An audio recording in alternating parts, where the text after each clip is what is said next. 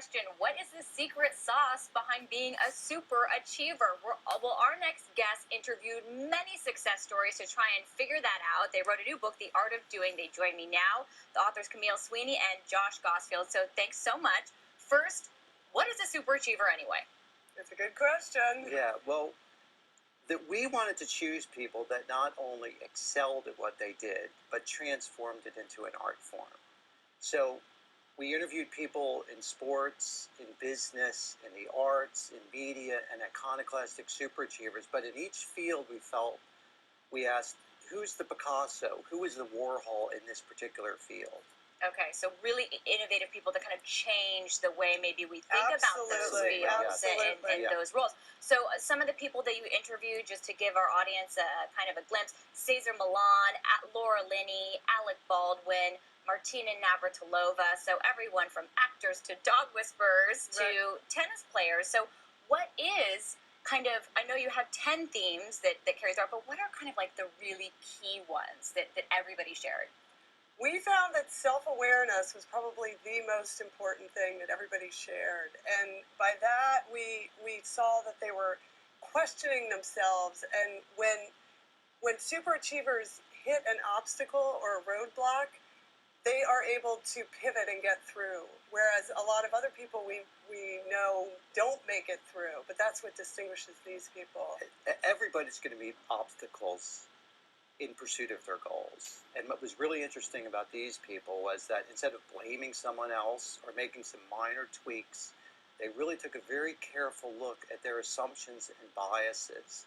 And that allowed them to reinvent themselves and develop entirely new ways of thinking about what they did.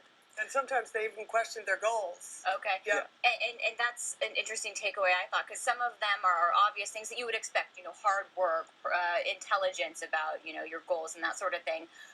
But some other ones that stuck out to me were kind of what you're talking about, evolution, evolving with your self-awareness. Also, just things like testing and having a community.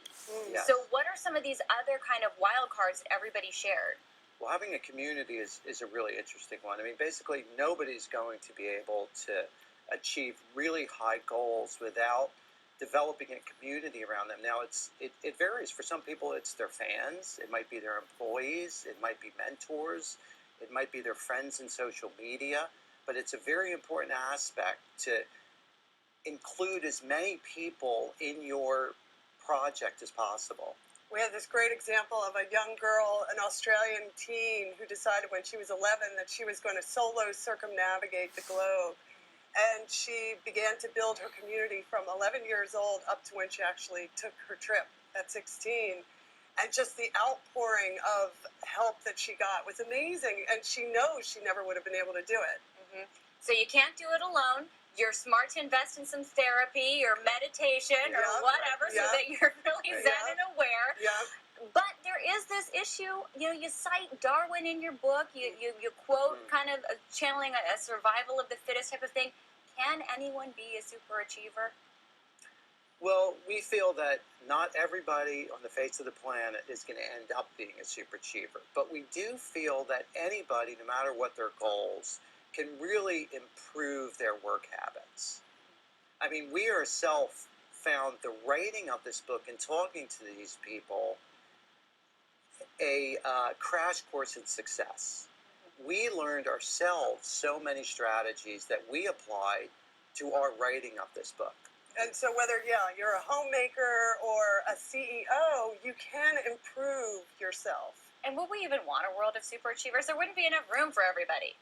That could be true. That's true. Well, then we'd have the superachievers. The superachievers, super squared. The bar would just keep rising. Right. But that could be your next book. Yeah. But if you think of something like Silicon Valley, where you've got so many brilliant people, they're competing with each other. And again, it's like everybody's got to up their game to get to the next level.